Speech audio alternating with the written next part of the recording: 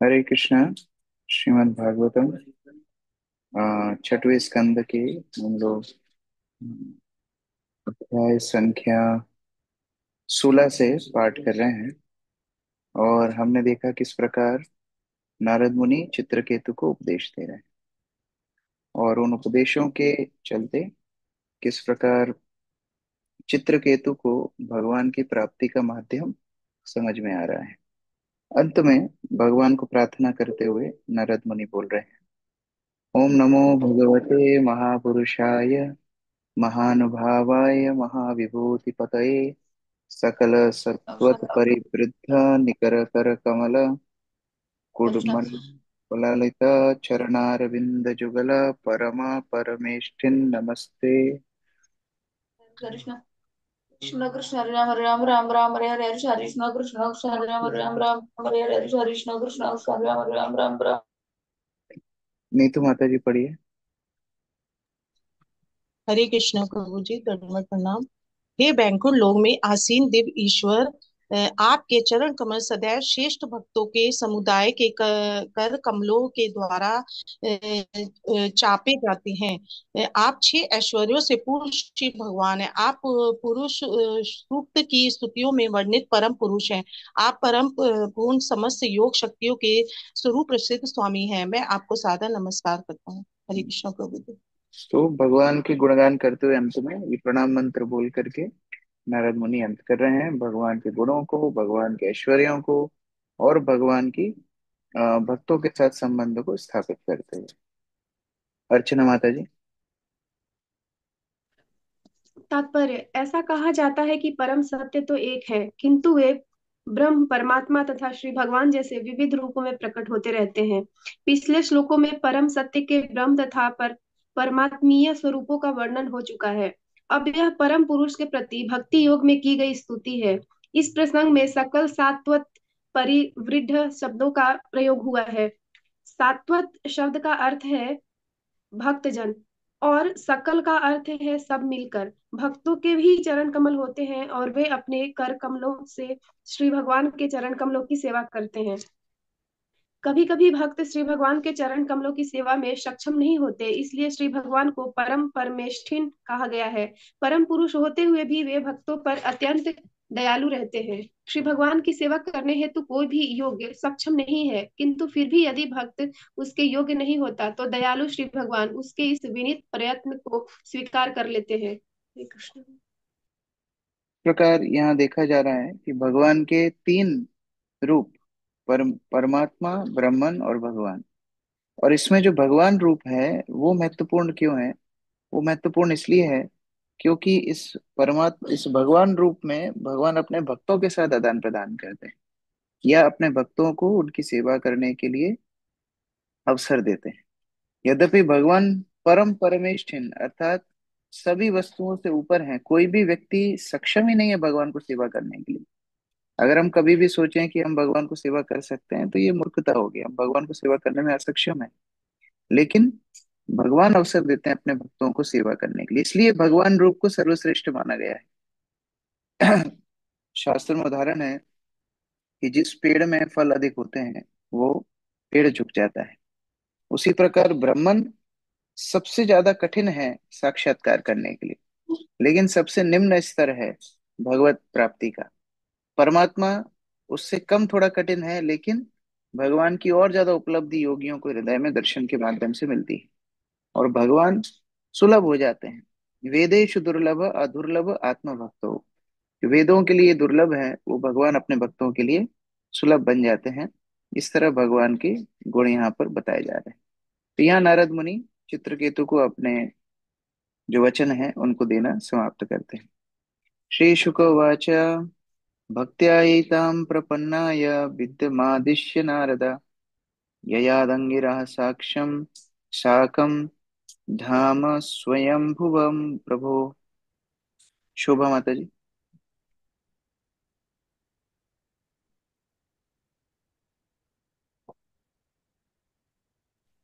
हरे कृष्णा। श्री सुखदेव गोस्वामी ने आगे कहा, चित्रकेतु के पूर्णतः शरणागत होने पर गुरु हो जाने के कारण श्री नारद मुनि ने इस स्तुति के द्वारा उसे पूरा पूरा उपदेश दिया। हे राजा परीक्षित, तत्पश्चात अंगिरा मुनि सहित श्री नारद मुनि ब्रह्मलोक नामक सर्वोच्च लोक के लिए चल पड़े। हरे कृष्णा। और इस तरह के उपदेश, इस तरह की भगवत प्राप्ति के माध्यम किसको मिलते हैं? प्रपन्नार्थी, जो शरणागत होते हैं, प्रपन्नाय, जो शरणागत होते हैं उनको गुरु इस तरह उपदेश देते हैं। और ऐसे उपदेशों के माध्यम से व्यक्ति भगवान को प्राप्त कर जाता है। जो साधुओं का, वैष्णवों का कहीं स्थान पे जाने का प्रयोजन ही होता है कृष्ण भक्ति का प्रदान करना। तो यहाँ पर अंगिरा मुनि, नारद मुनि कोई चित्रकेतु महाराज से बड़ी दक्षिणा लेने या उनकी सुख सुविधाएं लेने के लिए वहां पर नहीं गए थे। उनको आध्यात्मिक उन्नति करने का मार्ग दिखाने के लिए गए थे। और जैसे ही उन्होंने उस मार्ग को दिखाया, चित्रकेतु महाराज को विष्णु मंत्र में दीक्षा दी, अब दोनों पुनः अपने धाम यात्रा को निकल गए, ब्रह्मलोक की तरफ निकल गए। और यहाँ चित्रकेतु महाराज को भगवत ज्ञान की प्राप्ति हुई।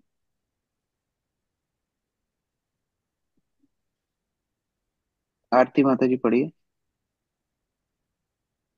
तात्पर्य: जब अंगीरा मुनि राजा चित्रकेतु को सर्वप्रथम मिलने आए थे, तब वे अपने साथ श्री नारद मुनि को नहीं लाए थे, किंतु चित्रकेतु के पुत्र की मृत्यु के पश्चात वे श्री नारद मुनि को अपने साथ इसलिए ले आए जिससे वे चित्रकेतु को भक्ति योग के संबंध में उपदेश दे सके।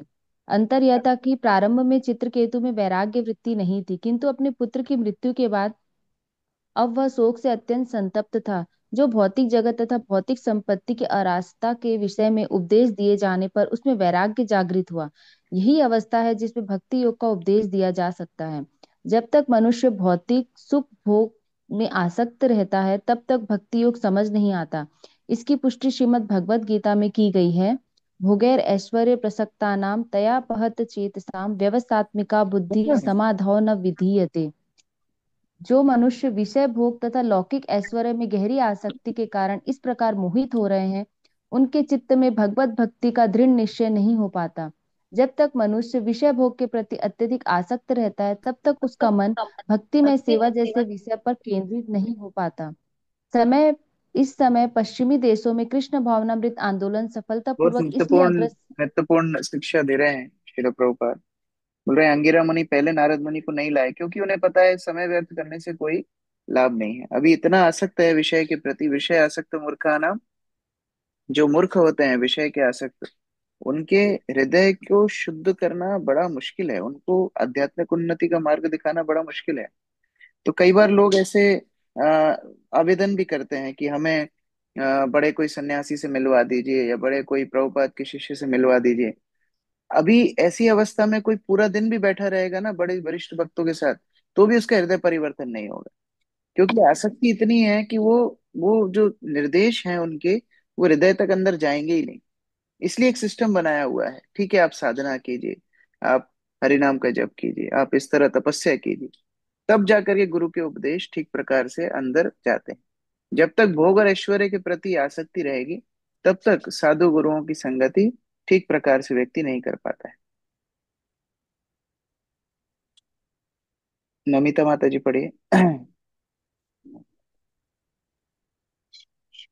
इस समय पश्चिमी देशों में कृष्ण भावना अमृत आंदोलन सफलता पूर्वक इसलिए अग्रसर हो रहा है क्योंकि पश्चिम के युवक वैराग्य की अवस्था को प्राप्त कर चुके हैं। वे समस्त भौतिक स्रोतों से मिलने वाले भौतिक सुख से एक प्रकार से ऊब चुके हैं। इसलिए समूचे पश्चिमी देशों में हिप्पियों की जनसंख्या बढ़ गई है। अतः यदि ऐसे युवा व्यक्तियों को भक्ति योग अर्थात कृष्ण भावना अमृत का उपदेश दिया जाता है तो वह अवश्य ही प्रभावशाली होगा। जब शिल प्रभुपाद अमेरिका गए थे, तो शिल प्रभुपाद ने जिन युवा युवतियों को प्रचार किया था, यद्यपि बाह्य दृष्टि से वो हिप्पी थे, लेकिन हिप्पी है क्या? अगर हम थोड़ा विचार करें, जिन्होंने अपनी शिक्षा त्याग दी, जिन्होंने अपना घर त्याग दिया, वास्तव में वो लोग फ्रस्ट्रेट हो गए थे ये भौतिक सभ्यता से, भौतिक जीवन शैली से वो परेशान हो गए थे कि ये सभ्यता हमें तरक्की नहीं दे सकती। बचपन से जो सुख सुविधाएं ऐश्वर्य उन्होंने भोगा था, वो बड़े बड़े देश अभी तक प्रयत्नशील हैं उसको प्राप्त करने के लिए। भारतवर्ष में अभी तक उतनी उन्नति नहीं है जितनी अमेरिका में इतने साल पहले थी, 100 वर्ष पहले थी। तो कहने का अभिप्राय, आध्यात्मिक उन्नति के बिना व्यक्ति कभी संतुष्ट नहीं हो सकता। और जब व्यक्ति पूरे रूप से भौतिक रूप से निराश हो जाता है, फ्रस्ट्रेटेड फ्रॉम मटेरियल एंडेवर्स, तब जाकर के वो आध्यात्मिक ज्ञान प्राप्त करने के लिए उत्साही होता है। राधानाथ स्वामी महाराज एक उदाहरण देते हैं, एक नए कौवे का और एक पुराने कौवे का। बूढ़ा कौवा इतना उत्साही नहीं होता कचरे को देख करके, पूरा जीवन उसने कचरा खाया है। लेकिन नया कौवा बड़ा उत्साही हो जाता है, उसको जैसे ही कचरा दिखता है वैसे ही आपस में लड़ाई शुरू कर देता है। अभी भारतीयों की स्थिति है नए कौवे जैसी। अभी नया नया 4G 5G इंटरनेट आया है। अभी पाश्चात्य जगत में पहले से इंटरनेट की सुविधा थी। अभी अभी क्लब्स शुरू हो गए हैं। अभी अभी बड़े बड़े रेस्टोरेंट्स बन गए हैं। अभी अभी पर्यटन का माहौल शुरू हो गया है। घरों में पाश्चात्य वेशभूषा का चाल चलन चल गया है। तो ये सारी चीजें अभी नई नई आंखों में चमक रही हैं, इसलिए व्यक्ति क्या कर रहा है, अपनी संस्कृति को भूल करके नए कौवे की तरह आपस में लड़ाई कर रहा है इन आसक्तियों के पीछे। हमें याद है हम जब पढ़ाई करने के लिए भी गए थे पूना में, ऐसे महाराष्ट्र के ऐसे साधारण साधारण गांव के लड़के आते थे जिनका एडमिशन हुआ था। और फर्स्ट सेमेस्टर में इतने सरल थे, इतने सरल थे कि मराठी छोड़ के वो लोग बाकी भाषा बोलने में भी उनको तकलीफ होती थी। और बड़े सरल घरों के लड़के थे, लेकिन एक सेमेस्टर बाद ही उनको ऐसी हवा लगती थी पूना की कि वो पूरी तरह से गर्त में चले जाते थे। मुख्य बात है, भौतिक वस्तु के लिए प्रयत्नशील होना केवल समय का अपव्यय है। जिन देशों ने तरक्कियां पहले से कर ली है उनकी स्थिति आज हम देखें। अमेरिका में रहना मुश्किल है, वहां पर क्राइम स्ट्रेस सब इतनी प्रचुर मात्रा में है जो भारत में भी आज देखा जा रहा है। तो जब तक व्यक्ति भौतिक रूप से निराश नहीं होगा, तब तक आध्यात्मिक उन्नति में आना मुश्किल है, जैसे चित्रकेतु के उदाहरण से हम देख सकते हैं। आशा माता जी। ज्यों ही चित्रकेतु को वैराग्य विद्या का दर्शन समझ में आ गया, त्यों ही वह भक्ति योग की प्रक्रिया को समझ सका। इस संबंध में श्रील सार्वभौम भट्टाचार्य ने कहा है, वैराग्य विद्या निज भक्ति योग। वैराग्य विद्या तथा भक्ति योग समांतर रेखाएं हैं, एक को समझने के लिए दूसरा अनिवार्य है। यह भी कहा गया है कि भक्ति परदेशा अनुभवो विरक्ति अन्यत्र च। कृष्ण भावनामृत अथवा भक्ति के उन्नति का लक्षण है भौतिक सुख के प्रति बढ़ती हुई विरक्ति। श्री नारद मुनि भक्ति के जनक हैं, इसलिए चित्रकेतु पर हेतु की कृपा करने के कारण उसे उपदेश देने हेतु अंगिरा जी अपने साथ श्री नारद मुनि को लेते आए। उनके इन उपदेशों का अत्यधिक प्रभाव पड़ा। जो कोई श्री नारद मुनि के चरण चिन्हों का अनुसरण करता है वह निश्चय ही शुद्ध भक्त है। ऐसा नहीं है कि भक्ति वैराग्य के ऊपर निर्भर है, ऐसा नहीं है। भक्ति वैराग्य के ऊपर निर्भर नहीं है, जस्ट।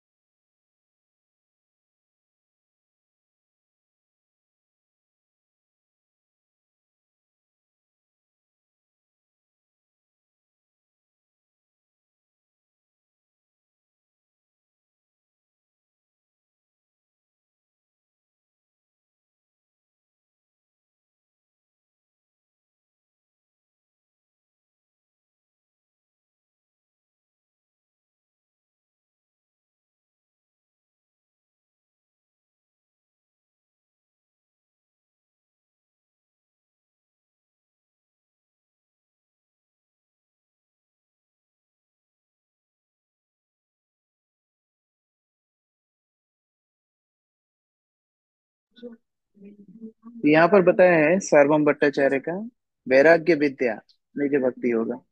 वैराग्य के ऊपर यद्यपि भक्ति निर्भर नहीं है। ये मोबाइल बंद करना।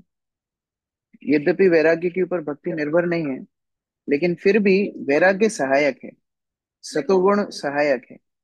और जब व्यक्ति इस तरह से सतोगुण में वैराग्य के माध्यम से, ज्ञान के माध्यम से भक्ति में आता है तो और प्रगाढ़ हो जाता है। तो ये भक्ति अनुकूल वस्तुएं हैं जिनके माध्यम से और ज्यादा भक्ति में व्यक्ति प्रगाढ़ होता है। चित्रकेतुस्तु तां विद्यां यथा नारद भाषितम् धारयामास सप्ताहम् अभक्षा समाहिता। मीनू माता जी।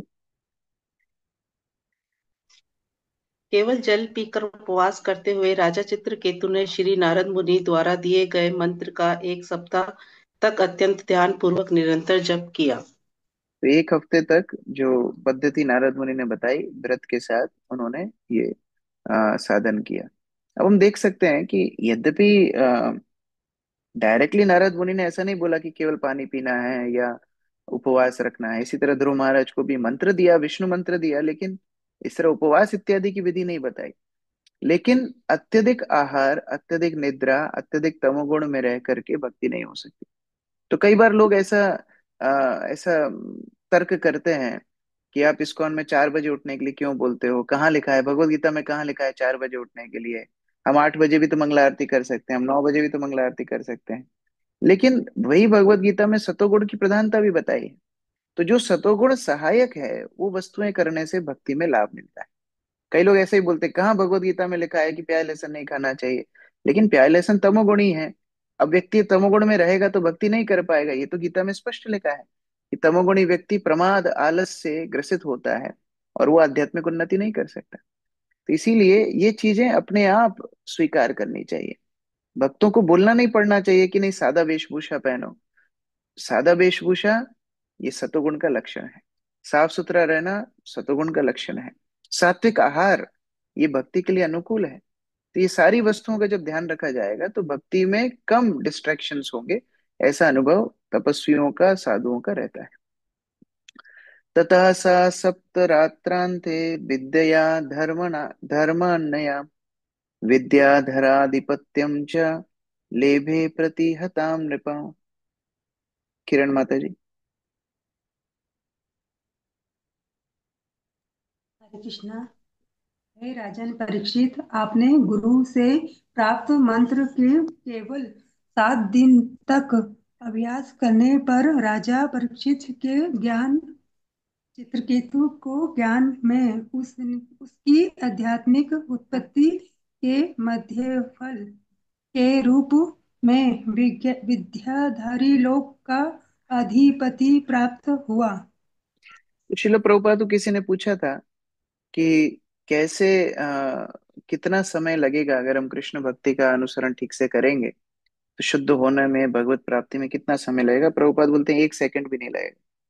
अगर व्यक्ति समर्पित हो गुरु के निर्देश पालन करने के लिए, तो उसको तत्क्षण भगवान का आश्रय प्राप्त होता है, भगवान का अनुभव प्राप्त होता है। और यहाँ हम चित्रकेतु के उदाहरण में देख रहे हैं। हमको लगता था कि ध्रुव महाराज ने क्रैश कोर्स किया, 6 महीने में भगवान की प्राप्ति कर ली। लेकिन यहाँ तो एक और रिकॉर्ड ब्रेक है, 1 हफ्ते के अंदर भगवत प्राप्ति की। और इसके इसके समानांतर मानो सुखदेव गोस्वामी परीक्षित महाराज को प्रेरणा दे रहे हो कि देखो 7 दिनों में चित्रकेतु ने भगवान को प्राप्त किया, अपने गुरु के ऊपर विश्वास रखे।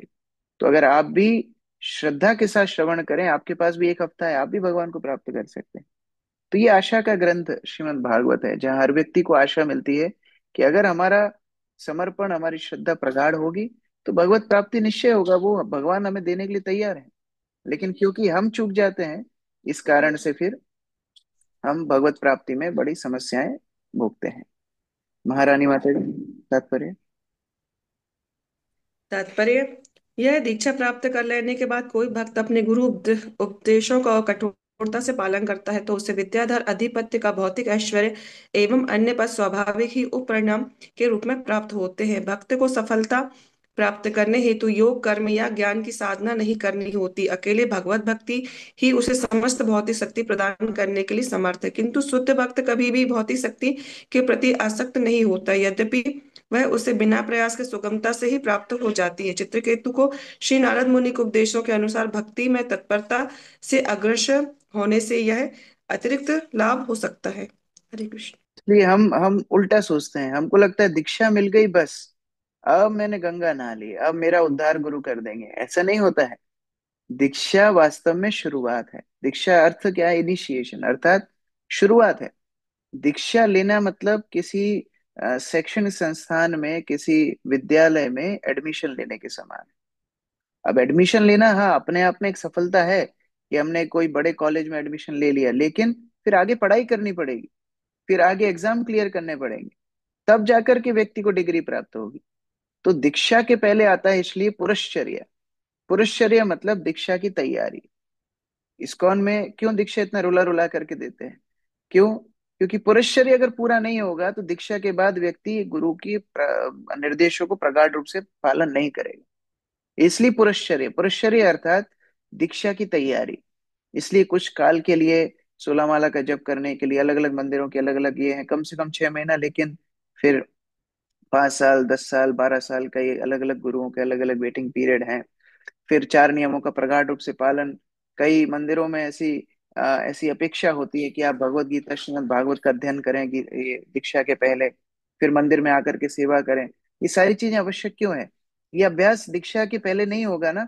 दीक्षा के बाद व्यक्ति को लगेगा बस अब मेरा काम हो गया, नया नाम मिल गया, नई माला मिल गई, नई कंठी माला मिल गई, बस अब मैं मुक्त हो गया, लोग मुझे प्रणाम करेंगे, लोग मुझे बोलेंगे हिज ग्रेस। बस है वो डिसग्रेस, उसको लगता है वो है हिज ग्रेस। लेकिन जब तक वो पुरुषचर्य ठीक से पालन नहीं करेगा, दीक्षा के लिए वो तैयार नहीं है। और दीक्षा लेने के बाद फिर असली काम शुरू होता है। तब उसको गुरु के उपदेशों का कठोरता से पालन करना होगा, और वो पालन करने के माध्यम से फिर उसको सब कुछ सहज रूप से प्राप्त हो जाएगा। चाहे भौतिक हो चाहे आध्यात्मिक हो, जो कुछ उसकी भक्ति के लिए अनुकूल है सब प्राप्त हो जाएगा।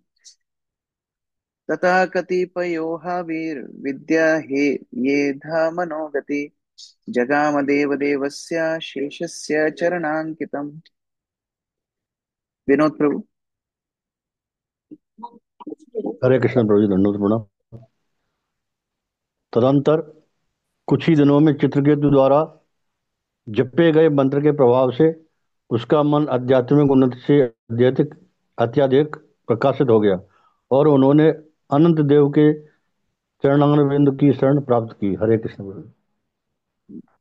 तो फिर उसके बाद ऐसा नहीं कि केवल वहीं पर जाके रुक गया, विद्याधर इत्यादि जो उसको उच्च लोगों की प्राप्ति हुई, ऐसा नहीं कि फिर वहीं पर जाकर के वो रुक गया। आगे और मंत्र का सहारा लेकर के फिर अनंत देव अर्थात भगवान के अनंत शेष जो रूप है, विष्णु रूप है, उधर तक जाकर के उनको भगवान के दर्शनों की प्राप्ति हुई। प्रफुल्ल प्रभु तात्पर्य। भक्त की परम सिद्धि बैकुंठ के किसी एक लोक में ईश्वर के चरणारविंद में शरण प्राप्त करना है। भक्ति के कठोर अनुष्ठान से यदि भक्त चाहता है तो उसे सभी भौतिक ऐश्वर्य प्राप्त हो जाते हैं। अन्यथा न तो भक्त को भौतिक ऐश्वर्य की इच्छा रहती है और न परमेश्वर ही उसे प्रदान करते हैं। ईश्वर की भक्ति में सेवा में संलग्न भक्त का तथाकथित भौतिक ऐश्वर्य भौतिक न रहकर आध्यात्मिक हो जाता है। उदाहरणार्थ, यदि कोई भक्त एक सुंदर तथा मूल्यवान मंदिर के निर्माण में धन में व्यय करता है तो यह निर्माण कार्य भौतिक नहीं अपितु आध्यात्मिक होता है। निर्बंध कृष्ण संबंधे युक्त वैराग्य में उच्यते। भक्त का मन कभी भी मंदिर के भौतिक पक्ष की ओर नहीं जाता। मंदिर के निर्माण में लगने वाली ईंटें, पत्थर तथा लकड़ी सभी सी विग्रह के ही समान आध्यात्मिक हैं, जो पत्थर से निर्मित होने पर भी पत्थर न होकर स्वयं पूर्ण पुरुषोत्तम भगवान होते हैं। जो जो भक्त आध्यात्मिक चेतना की ओर आगे बढ़ता जाता है, त्यों त्यों उसे भक्ति के तत्व और अधिक स्पष्ट होते जाते हैं। भक्ति में कुछ भी भौतिक नहीं है, प्रत्येक वस्तु आध्यात्मिक है। फलतः भक्त से को तथाकथित भौतिक ऐश्वर्य इसलिए प्रदान किया जाता है कि वह आध्यात्मिक उन्नति करे। यह ऐश्वर्य भक्त को वैकुंठ धाम के निकट पहुंचने के लिए सहायता के रूप में दिया जाता है। इस प्रकार महाराज चित्रकेतु विद्याधर पति के रूप में भौतिक ऐश्वर्य में ही बने रहे। भक्ति साधना के द्वारा वे कुछ ही दिनों में सिद्ध होकर श्री भगवान के धाम जाकर भगवान शेष अथवा अनंत के चरण कमल की शरण को प्राप्त हुए। एक कर्मी का भौतिक ऐश्वर्य तथा भक्त का भौतिक ऐश्वर्य एक समान नहीं होते। इस प्रकार श्रील मध्वाचार्य की टीका इस प्रकार है। अन्यांत यार्मिण विष्णु उपास्यान्य समी समीपगः भवेत योग्यतया तस्य पदम व प्रामाण्यान नरः। भगवान श्री विष्णु की आराधना से भक्त को मनोवांछित फल प्राप्त हो सकता है, किंतु शुद्ध भक्त भगवान श्री विष्णु से कभी भौतिक लाभ की याचना नहीं करता। उल्टे वह निष्काम भाव से श्री भगवान विष्णु की सेवा करता है, जिससे अंततः उसे बैकुंठ धाम भेज दिया जाता है। इस संदर्भ में श्रील वीर राघव आचार्य की टीका है। यथेष्ट गतिरित्य अर्थः, श्री विष्णु की आराधना से भक्त को मनोवांछित फल की प्राप्ति होती है। महाराज चित्रकेतु केवल श्री भगवान के धाम को ही प्राप्त होना चाहते थे, अतः उन्हें इसमें सफलता प्राप्त हुई। यहाँ समझने वाली बात है कि किस तरह चित्रकेतु को सर्वप्रथम भौतिक वस्तुएं प्राप्त हुई, लेकिन वो उसकी आकांक्षा नहीं थी। भौतिक वस्तुओं के लिए भगवान के पास नहीं गया। ये तो पहले गलती कर चुका है, पहले पुत्र प्राप्ति के लिए अंगिरा मुनि को रिक्वेस्ट की थी, लेकिन अभी जो भगवान को समर्पण किया है भगवान को प्राप्त करने के लिए किया है। इसलिए पहली परीक्षा रूप में उच्च लोकों की गति मिली, लेकिन जब भगवान के ऊपर समर्पण नहीं छोड़ा तो और ऊपर प्रमोशन हो गया, भगवान के चतुर्भुज रूप का दर्शन हुआ, भगवान अनंत की संगति मिली। इसीलिए आध्यात्मिक मार्ग में किया गया कोई भी सेवा, आध्यात्मिक मार्ग में किए गई कोई भी प्रयत्न कभी खाली नहीं जाता। जब जुहू का मंदिर बन रहा था, इस्कॉन जुहू मुंबई में जो मंदिर बन रहा था, उस समय पर वहां पर एक सज्जन थे, मिस्टर सेठी। और वो सेठी जी प्रभुपाद की कई मदद कर रहे थे, क्योंकि वहां पर लैंड का बहुत इशू आ रहा था। आप अभय चरण में पूरा देख सकते हो। तो प्रभुपाद ने सेठी जी को बोला था, सेठी जी आप भगवान का मंदिर बनाने में हमारी मदद यहाँ कर रहे हो, और वहां भगवान आध्यात्मिक जगत में आपके लिए घर बना रहे हैं। आप यहाँ भगवान का भौतिक संसार में मंदिर बनाने में मदद कर रहे हो, और वहां भगवान आपके लिए घर बना रहे हैं। इसीलिए भक्त को 1% भी डाउट नहीं होना चाहिए कि मैं भगवान की सेवा कर रहा हूँ, किसी भी प्रकार से मेरी कोई भी वस्तु में कमी होगी कभी भी नहीं होना चाहिए।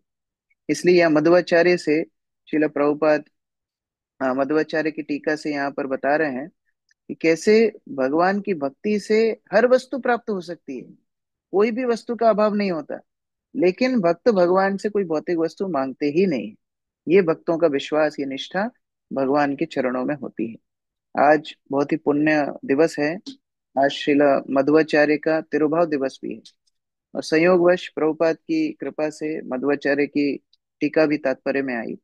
मध्वाचार्य हमारी संप्रदाय के आचार्य हैं।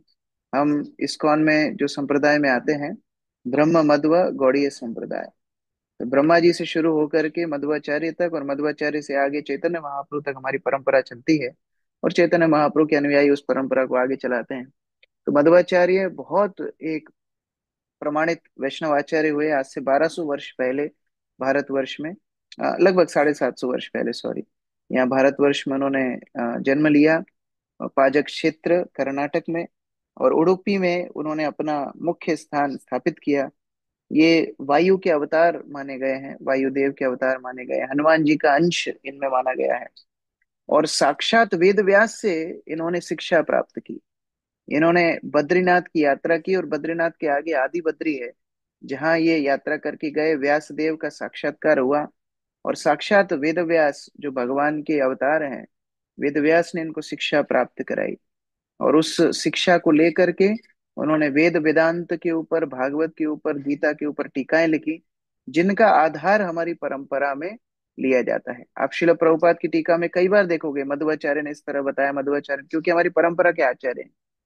और इतनी गुरु निष्ठा थी कि उन्होंने पूरे वेद वेदांत इत्यादि के ऊपर टीका लिखी, लेकिन भागवत के जो दसम स्कंद के 13वां और 14वां अध्याय है उसके ऊपर टीका नहीं लिखी। तो शिला प्रभुपाद को किसी ने पूछा कि प्रभुपाद, इतना सब महान आचार्य इतना टीका लिखने के बाद भागवत के दशम स्कंद के 13वें और 14वें अध्याय पे उन्होंने टीका क्यों नहीं लिखी? तो शिला प्रभुपाद बताते हैं कि 13वें और 14वें अध्याय में भागवत के दशम स्कंद के ब्रह्म विमोहन लीला है, जहाँ ब्रह्मा जी विमोहित हो जाते हैं। और मध्वाचार्य की परंपरा के ऊपर निष्ठा इतनी है, उनका सोचना था कि हम ब्रह्मा जी की परंपरा में आते हैं, हमारे आचार्य विमोहित हो जाते हैं, इसके ऊपर टीका करने का हमारा अधिकार नहीं, ये टीका करने का हमारा अधिकार नहीं, ये भगवान और उनके बीच की बात है, हम हमारे आचार्य के ऊपर कैसे टीका कर सकते हैं? तो इतना गुरु निष्ठा, इतनी परंपरा के ऊपर उनकी निष्ठा थी। और आप देखिए उसी धारा में शिल प्रभुपाद ने भी भागवत के दशम स्कंद के 13वें अध्याय पे ही लिखते लिखते अपना शरीर त्याग किया। उन्होंने भी 13वें 14वें अध्याय पे टीका संपूर्ण किया है नहीं। अब ये इसको संयोग बोलो, चाहे परंपरा बोलो, चाहे जो भी बोलो, लेकिन ये हमारी मध्व संप्रदाय की गुरु निष्ठा का एक प्रमाण है। और एक बार जब वो 79 वर्ष के थे, उस समय पर पाजक क्षेत्र में उडुपी उडुपी मंदिर में प्रवचन दे रहे थे। हजारों हजारों उनके शिष्य, सन्यासी, ब्राह्मण, सभी वर्ण के गृहस्थ इत्यादि सभी उनका प्रवचन सुन रहे थे। 33 उपनिषद के ऊपर प्रवचन कर रहे थे। और प्रवचन करते करते उन्होंने बोला कि अब हमारा समय आ गया है, हमको वेद व्यास के पास जाना है, और हम वहीं पर अब रह करके भगवान का भजन करेंगे। तो ऊपर से देवतागण पुष्प वृष्टि करने लगे, फूल बरसाने लगे। और इतने फूल बरसाए, इतने फूल बरसाए कि उनका पूरा शरीर फूलों से ढक गया। जब आवाज आनी बंद हो गई प्रवचन की तो शिष्य लोग दौड़ करके गए और फूल हटा करके प्रयास कर रहे थे ढूंढने का। मध्वाचार्य का शरीर ही उनको प्राप्त नहीं हुआ।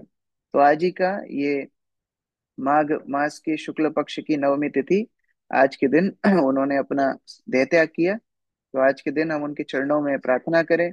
उन्होंने मायावाद का खंडन करके भगवान और जीव के बीच में क्या पार्थक्यता है उसको स्थापित किया, जिसको विशिष्ट द्वैतवाद भी बोलते हैं। उन्होंने हमारी परंपरा में सर्वप्रथम ये सभी वेद वेदांत इत्यादि के ऊपर मायावाद रहित भाष्य, वैष्णव भाष्य की रचना की। और उसके बाद उन्होंने भगवान की विग्रह पूजा स्थापना के लिए उडुपी मंदिर में जो व्यवस्थाएं बनाई। श्री चैतन्य महाप्रभु ने मध्वाचार्य से दो प्रमुख शिक्षाएं हमारी परंपरा में ली है। एक मायावाद का खंडन और दूसरा विग्रहों की सेवा। ये दोनों चीजें शिल प्रभुपाद ने मध्वाचार्य से हमारी परंपरा, श्री चैतन्य महाप्रभु ने मध्वाचार्य से ये दो गुण हमारी परंपरा में लिए हैं। इसीलिए हमारी परंपरा के जितने आचार्य गण हैं मायावाद को हमेशा धोते हैं।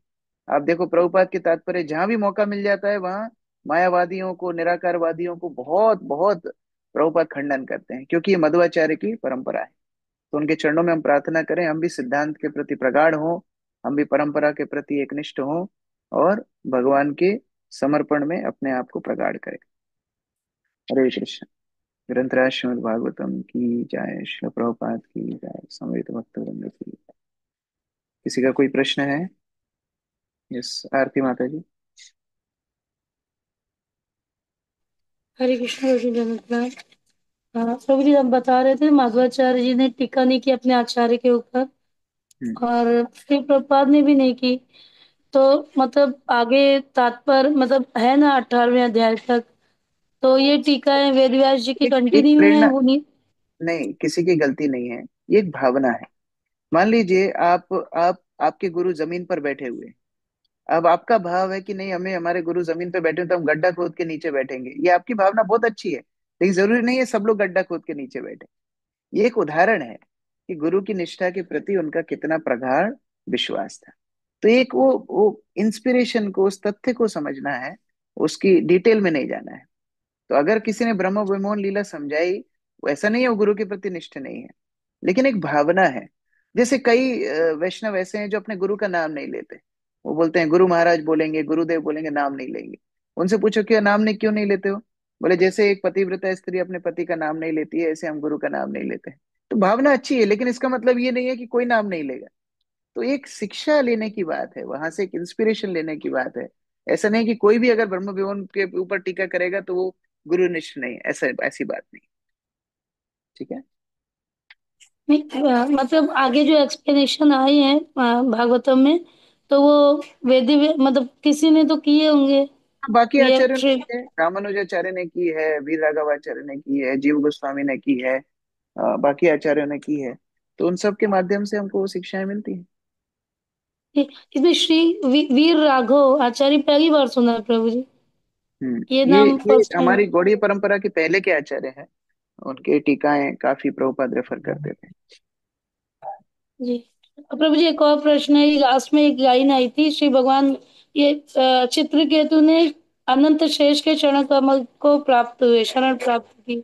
तो मतलब भगवत धाम गए, फिर वहाँ अनंत शेष के चरण कमल, नहीं, मतलब ये यहाँ थोड़ा। यहाँ यहाँ भौतिक संसार में ही अनंत शेष का लोक है, जो हमने पांचवें स्कंद में देखा था कि एकदम नीचे रसातल के पास में अनंत शेष चतुष्कुमारों को कथा कर रहे हैं। फिर ऊपर भी श्वेत द्वीप में भी अनंत शेष का निवास है। तो भौतिक संसार में ही कई स्थानों पे अनंत शेष का निवास स्थान है। तो अभी भगवत धाम गए नहीं, चित्रकेतु ने यहीं पर भौतिक संसार में ही अनंत शेष के चरणों को प्राप्त किया। ठीक है। जी thank you so much. Vinod प्रभु। हरे कृष्ण प्रभु जी, दंडवत प्रणाम। प्रभु जी, इसी स्कंद में 18-19वां जो श्लोक, महत्वपूर्ण जो सर्वदेक शक्तिमान उपदेश जो भगवान नारद मुनि ने दिया था, उसके बारे में थोड़ा डिटेल से बताएं प्रभु। अभी पूरा श्लोक 18, 18-19? जी जी, 18-19 का। ओके। तो इसमें भगवान, ठीक है, मैं इसमें श्लोक में ही जाता हूँ फिर। ओंकार वसुदेव ओम नमस्तु भगवते वासुदेवाय धीमहि। हाँ हाँ, एक मिनट। तो यहाँ पर नारद मुनि बता रहे हैं चित्रकेतु को किस प्रकार भगवान चतुर्व्यूह में अपने आप को विस्तार करते हैं। भगवान अपनी जब सृष्टि करते हैं तो चार रूपों में विस्तार करते हैं। संकर्षण, वसुदेव, संकर्षण, प्रद्युम्न, अनिरुद्ध। ये चार विष्णु मूर्ति रूप हैं भगवान के। और इन्हीं से फिर